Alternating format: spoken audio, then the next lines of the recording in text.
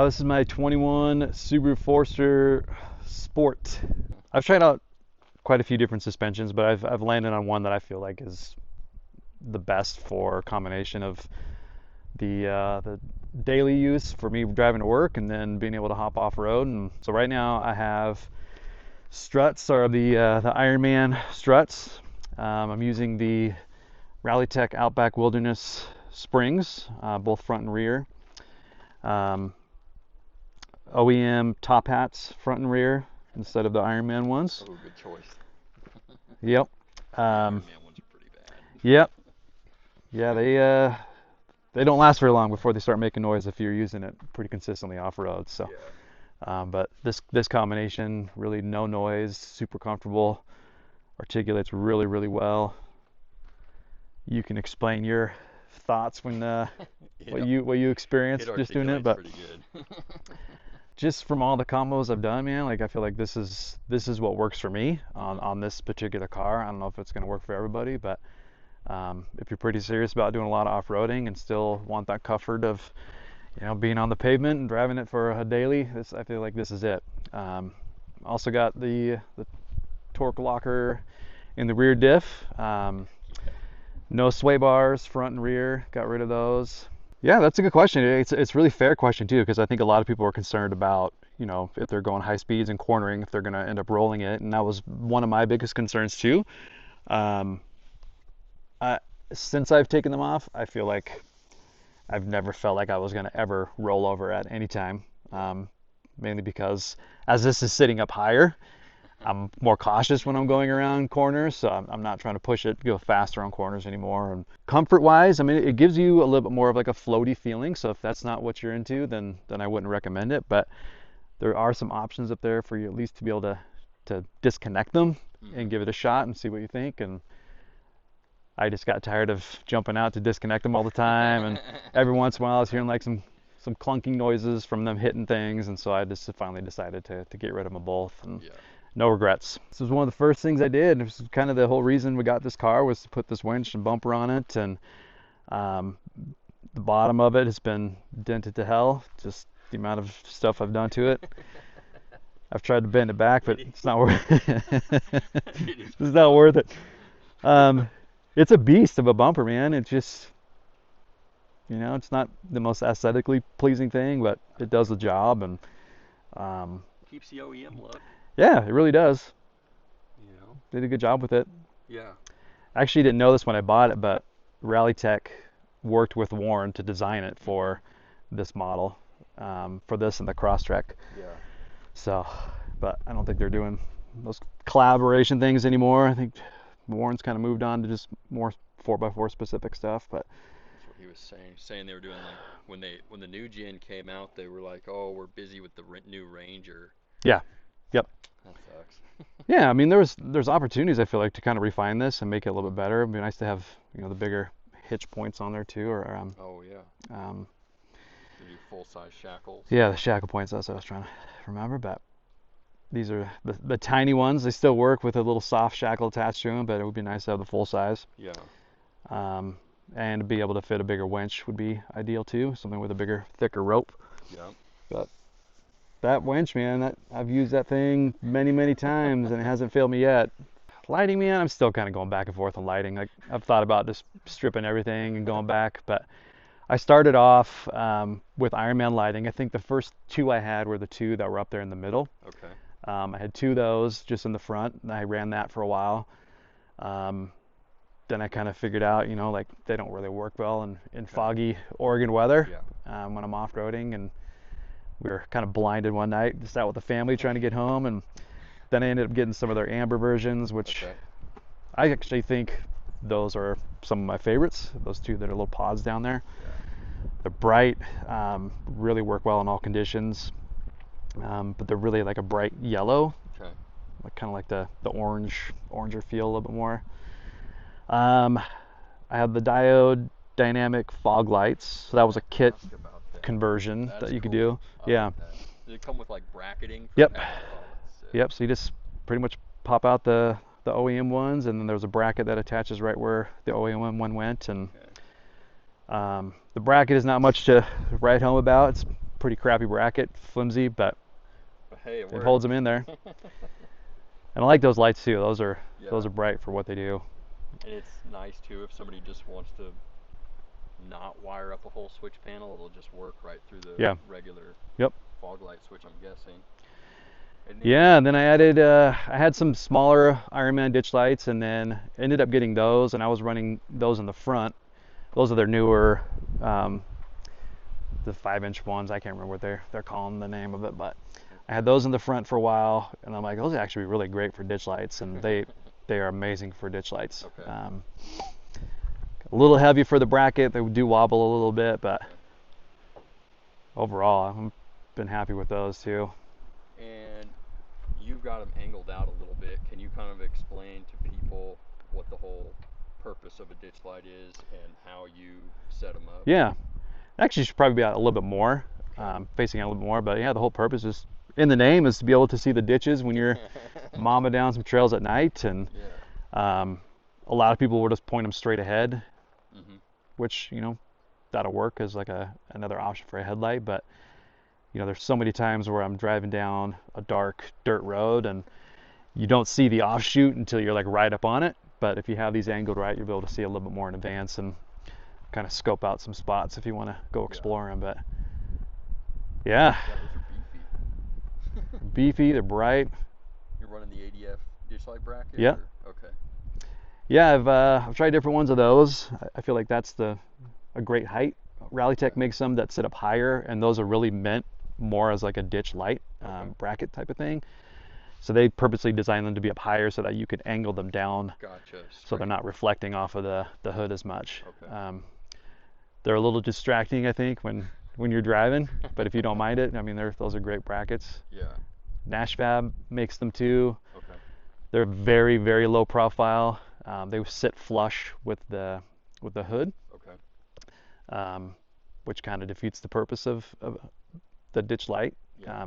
You just can't get the right angle from it as much as I think. So Okay. yeah, and then I did that whole mess up top. It's a little heavy up there with all those. I feel like a lighter, just straight LED bar would probably be better, but I love the way those look, and those are super bright too. So Yeah. Perfect for setting up camp at night. yep, exactly. And No then- backlight features on those, which is kind of bummer. Okay. But these have a backlight feature now. Okay. They're newer ones. Can you explain that? Yeah, I mean, basically it's just like almost like a parking light, I guess. Mm-hmm. So you can leave them running a little bit more. So if you are setting up camp, it's nice to have just a softer light going on, as opposed to the full-on high beam Yeah. that they come with. So it just requires a little bit more wiring. 17s.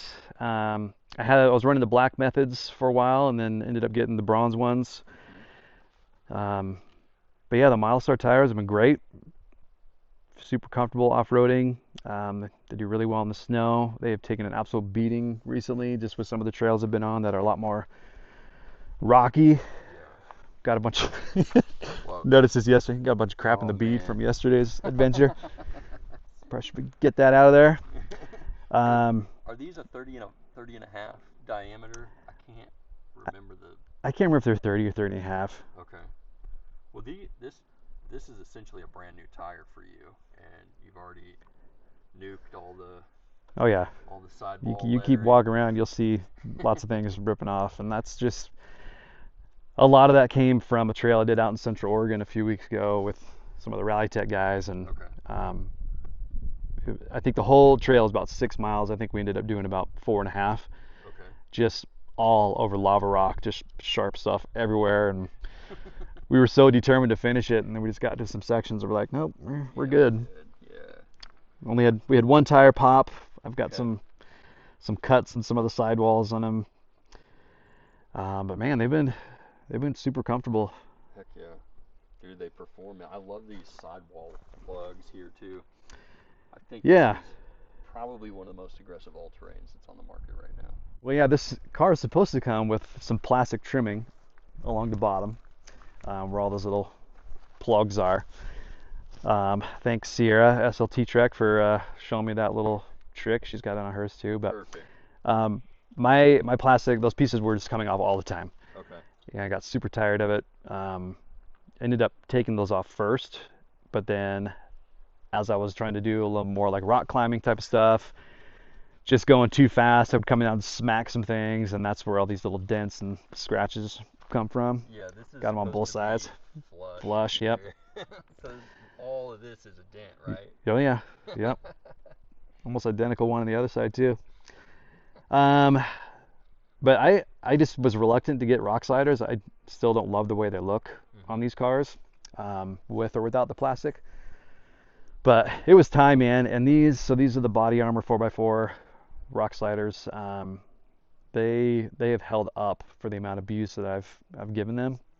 I think I've had them for, I don't know, 6-8 months, something like that. But still relatively new. They work great as a step without the plastic on. Okay. Yeah. So the plastic kind of comes flush to about the middle of the pipe. Okay. But I prefer having the plastic off. I think it's a better look for more of an off-road feeling too. But yeah, even yesterday and even a little bit today, with the stuff that we were doing, it was scraping or scraping over some rocks, stuff out. Yeah. Well, I like they cap the ends too. A lot of rock sliders, they'll show up, they don't have capped ends, and you gotta have somebody weld them or something. Yep. Right? Yeah, they did good. I wish they sat up a little bit higher. You lose about an inch to an inch and a half of clearance putting them on, but only at the pinch weld. Right. Yeah, tire carrier. So it's got the Eco Hitch. Is it Torque Lift? I think that makes them. Just kind of their hidden hitch mount down there, and then this is the Wilco hitch gate drop, I think is what they call it. So it comes down sideways. Yeah. Price point was exactly where I wanted it to be. Okay. If you're someone that is constantly kind of getting in and out of your trunk, it's a little inconvenient to tip it to the side every time. Yeah. But if you're not worried about that, then I think it's a great choice, especially for the cost and the durability of it. Dude, I mean, this is beefy. I haven't looked at one of these up close. And then, just so people know, like, the tire tips that way. Yeah, it folds down to the side. Yep. Or swinging out. Yep. Which, I don't know, I kind of like that. Yeah. No, it mounts really well to this receiver too. You can have it come out, stick out a little bit further, like towards away from the car if you want it to as well. But I just like it nice and flush in there. Tight, yeah. I was trying to think what else. I think they make like a license plate holder, so that's what this bracket is over here. It'll come off to the side, but I just found a different one because I like the way it looks on the rear tire. Yeah, I think it looks good. But yeah, you can see some more chunks that are missing. Okay, so why is this on your spare right now? So this one, I just rotated the tire, so this is the one that in the back here. This was the driver front. Okay. So that's just the rotation it's in right now. How many, how long have you had these? I don't even know if I've had them 6 months. Yeah, so I was running stock crossbars for a long time, which is totally great, kind of depending on what you need. I probably could still be running that. But I love the way, I'll back up. So I always felt like when you're on Instagram and seeing what people are doing, you typically see people doing like a Prinsu rack or the Spider no drill racks.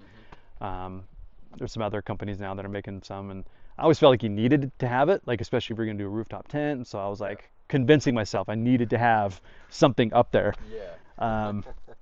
But I did not like the square look of like the Prinsus and the Spider. I didn't like how they just kept that basically vertical crossbar thing, or not the crossbar, but the vertical bars on the sides. But love the way these looked. I love that they were local. We ended up ordering something from them. My wife's looking at something or like an email, and she's like, Nashville. I'm like, that's the guy that used to live around the corner from us. And so she's friends with them, and so it's kind of cool. Just it all came together, and it's ones that Rallytech use.